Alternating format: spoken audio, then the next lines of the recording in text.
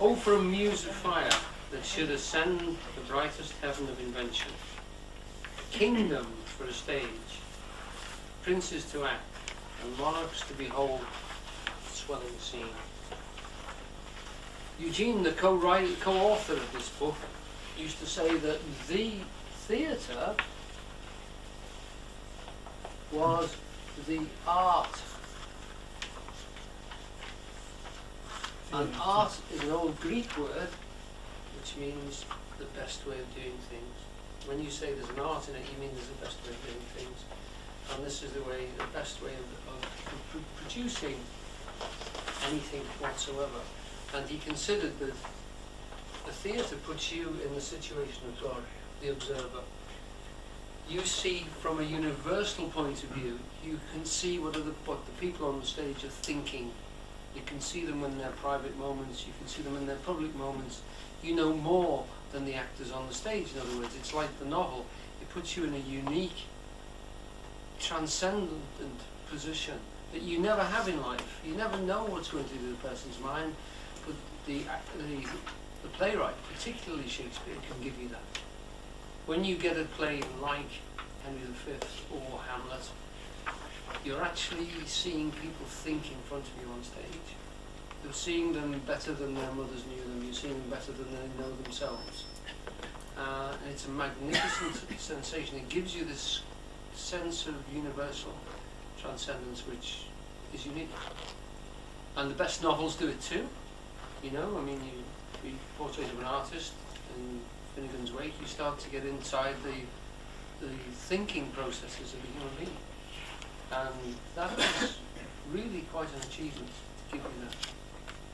But the best pieces of work do that with you. They lift you to another level. And Shakespeare is capable of doing that. But theatre itself puts you in a unique situation. You're seeing life acting out in front of you. Even if it's badly done, you see it badly done, life being acted out in front of you. And it gives you this reflection point. You're not involved in it emotionally, directly. Your emotions are taken by the actors on stage, by the actors, the people acting, doing acts for you, in front of you, things that you've done, things that you might do tomorrow that you may have done yesterday. And in that sense, it's a reflection of the real world. So that societies have tried to control theatre. Societies have tried to control Shakespeare. Remember, he was actually presented in Russia as being a communist writer, and in America as being a capitalist writer. Of course he's both, because he writes about human beings. But they aimed each other. You know, they used to do performances which were directed against the other regime, on either sides of the Berlin Wall. He's been used and bent and twisted to say just about everything, because of course he's out of copyright. You can put in or take out whatever you want to in these plays, and people do. So you've got that acting out, but any theatrical presentation is used to put forward an argument. When you see a performance of Shakespeare, any particular one, the director has angled it, twisted it, and pointed it to say several things.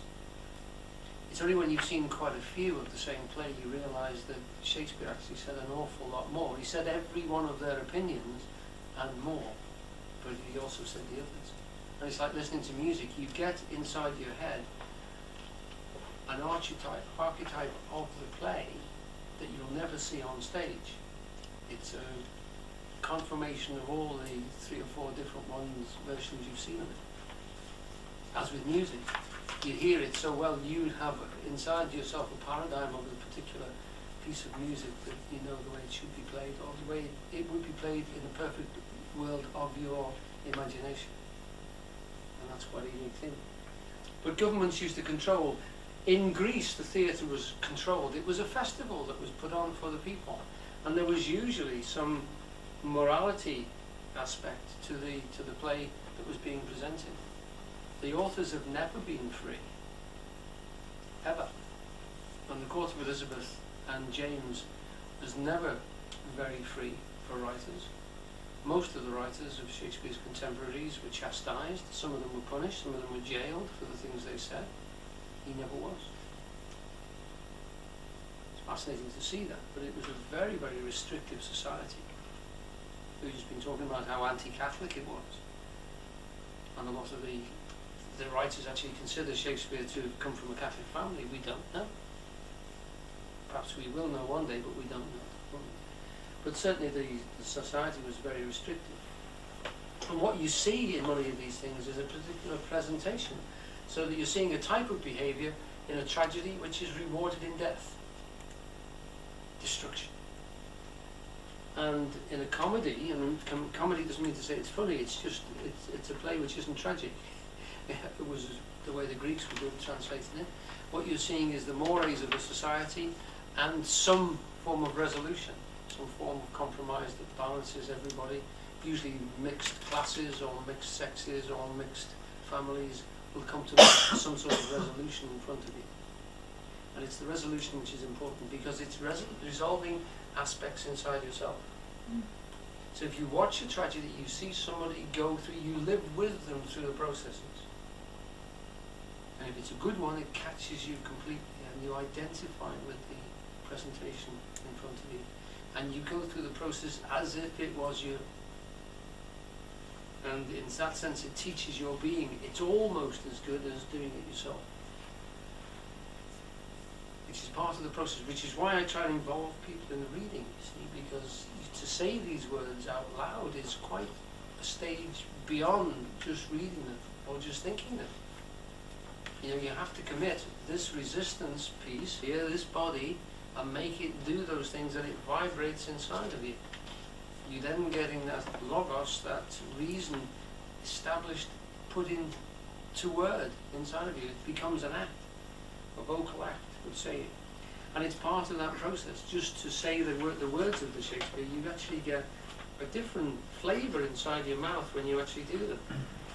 Is it a bit like when you talked, what it is for me is, you know, you get to talk about the human condition, that when we have these things going on, that we feel that we're alone. And when we see something like that in the play, or how you're talking now, it reminds us that we're not, that we all go through those. Yeah, exactly, yes. And that there is actually, if you like, many observers, and there is the great observer as well. So that life is a theatre in which you are represented and seen, you know, and that you can respond in that way. It's also a social manipulator, which you have to recognise as well. So if you go to the theatre, you are going to be manipulated, usually by a director, but sometimes by a society, sometimes by a government as propaganda.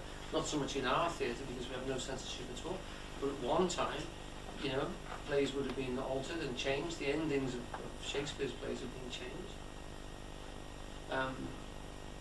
for political reasons and for social reasons as well. So no one exactly, you know, escapes this sort of modification. And originally the theatre would have been used to teach people situations. I mean, it grew out of the fact of a chorus reciting a ritual, if you like, and slowly but surely the members of the chorus would step forward and take individual roles, and then that moved towards a drama. It's very much like a presentation of a myth or a ritual on stage, or which grows out of a ceremony. And for the Greeks, it would have been very much like a ceremony, you know, in which you see society reflected in front of you. You know, there would be a big build-up to the head person, usually a man, and he's a good lady, and then there would be all their courtiers and everything, ranked in hierarchy when they came into a room, etc., to let you know this is a symbol of who we are. There's somebody there to tell you, in a minute you're going to see so-and-so, and then thingy bob and doodah, and behind them will come the big cheese himself, and we want you to stand up when he comes, and no one's going to have a hat bigger than his. It was even written into the clothes you could have. You had to be a member of the nobility to wear velvet. Ermine was recorded only for the royal family, and then slowly down to, it was as codified as that. The whole of society was like a ceremony or like a ritual presentation of the hierarchy they wanted you to see everywhere.